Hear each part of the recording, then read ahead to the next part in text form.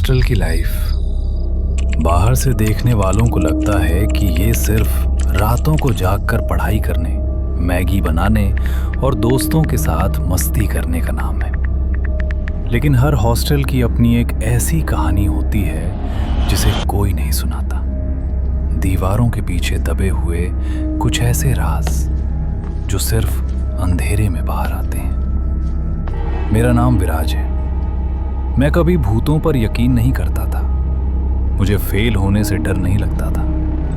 मुझे डर लगा उस साये से जिसका जिक्र मेरा रूममेट अर्जुन रोज किया करता था। विराज, क्या तुमने हमारे हॉस्टल के ब्लॉक सी के पीछे वाली उस वीरान बिल्डिंग की कहानी सुनी है?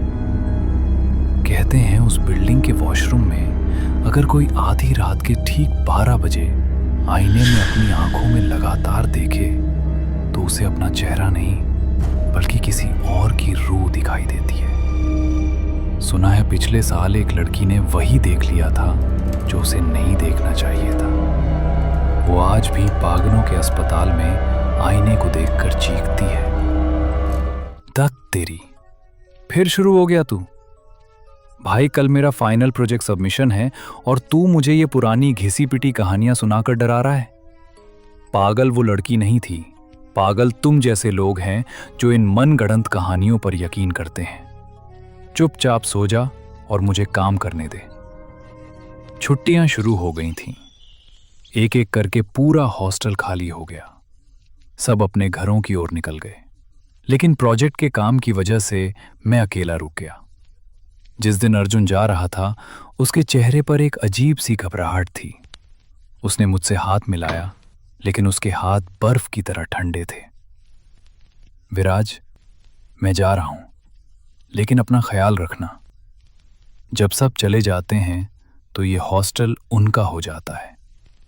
रात को कमरा अंदर से लॉक रखना। मैं मजाक नहीं कर रहा। उसके जाने के बाद वो छोटा सा कमरा एक गुफा की तरह लगने लगा।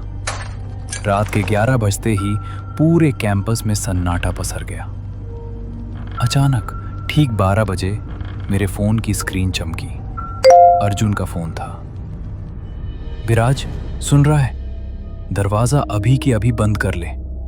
वो सच है विराज, हॉस्टल वाली बात सच है। मैं अभी न्यूज़ देख रहा हूं। वो बिल्डिंग, वो। हेलो अर्जुन, क्या बकवास कर रहा है? नेटवर्क खराब है, तेरी आवाज कट रही है। अरे, लाइट चली गई।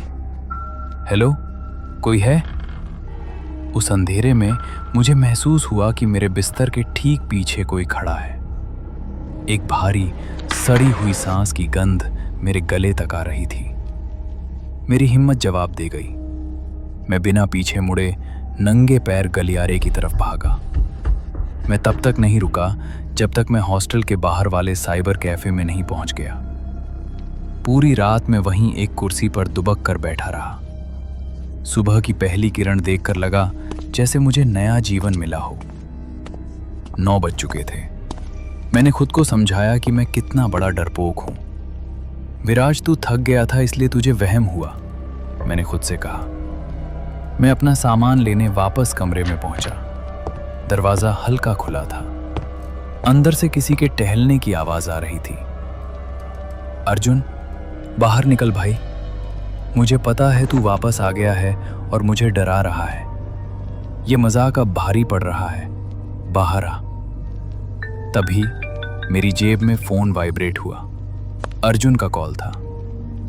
भाई, मैं अभी अभी बस से उतरकर अपने घर पहुंचा हूं। मम्मी पूछ रही थी तू कैसा है। रात को फोन क्यों कट गया था तेरा? अर्जुन,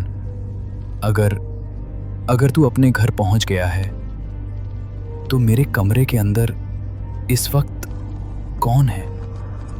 मैंने पीछे मुड़कर नहीं देखा। मैं अपना सामान, अपनी किताबें सब वहीं छोड़कर भाग गया।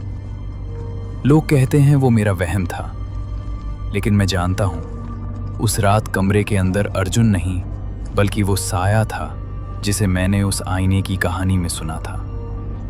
आज भी जब कभी अंधेरे में अकेला होता हूं, मुझे वो भारी सांसें सुनाई देती हैं। उस रात अगर मैं उस कमरे से नहीं भागता तो आज ये कहानी सुनाने के लिए मैं जिंदा नहीं होता। अगर आपको ये वीडियो पसंद आए तो हमारे चैनल हॉरर टून को सब्सक्राइब करें और हमारे आने वाले वीडियो के लिए बेल नोटिफिकेशन ऑन करना न भूलें। धन्यवाद।